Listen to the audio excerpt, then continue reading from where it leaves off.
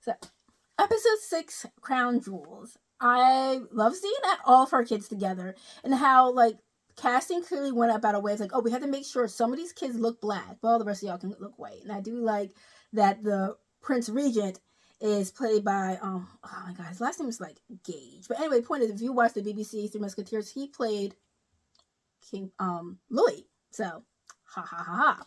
I like that connection. But anyway, but I love how they're all just still like very much kids when around her, but they're also like they're so hurt that their mom is not like a mom the way we think of a mother being, because she's just devoted her life, her whole being to George.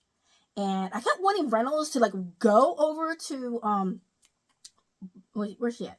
Buckingham House and be like, my queen, go get the king. But he doesn't, because the way his loyalty is up, he has to like protect the king at all costs, his privacy. But when Charlotte was running, like, no, get my man. And then he was like, he's over there, go get him. I was just like, oh, yes. It made me so happy. Something that I also really liked was how they handled the fact that Charlotte really thought everything's fine now because he's fine right now, so therefore he has to be fine. I'm here, I made it all better. It's not even like an arrogance of her, she just doesn't know. And Reynolds being like, Your Majesty, he's not okay. And she just doesn't want to believe, because nobody wants to believe something's wrong with the person that they love. And then when he doesn't get out the carriage to go see Parliament, and she's just like, I don't know what we're going to do. And her getting him back, and like, even like, it's me, it's us, so I need you back, I need you here. I was just like, oh my god. Yeah, that's how I was. That's really how I was. Oh, and Violet's not slick. Like, yes, she did find, like, the paper, like, hat that her father had made Lady Danbury, that she saw because she was being all up in her stuff. But, like, just ask. I don't understand this whole, like, beating around the bush. Did she think she was going to catch her in a lie? Because she wasn't going to come right out and say it. And I'm glad that they came to understanding, like, this thing happened that we're not going to talk about, and we're going to try not to affect their relationship. And also, I'm your elder. Mind your business. Not really. And I really do wish we would have gotten a little bit more about Lady Danbury and the Queen's brother. I thought maybe more was going to happen with that.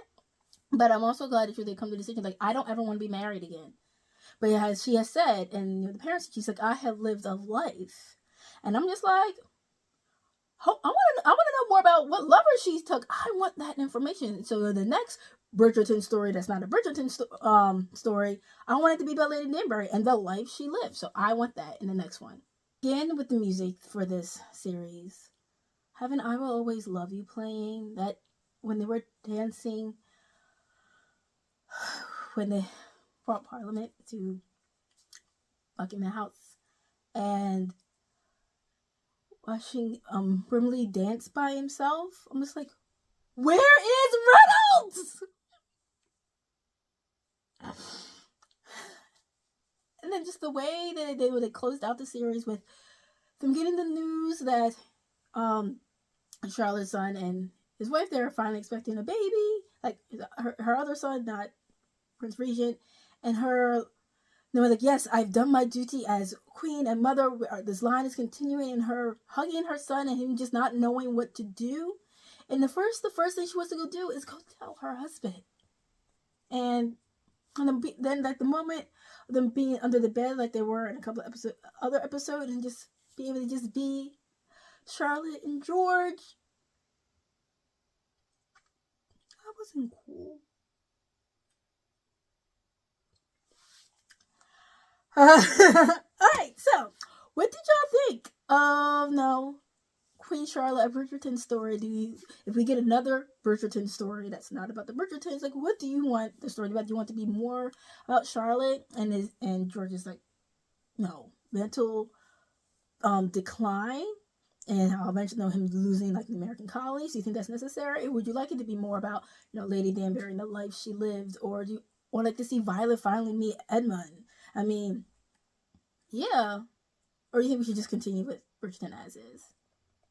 I, for one, like the little quick 6-episode miniseries that we are getting. So, alright, so thank you for being with me through this, and until next time.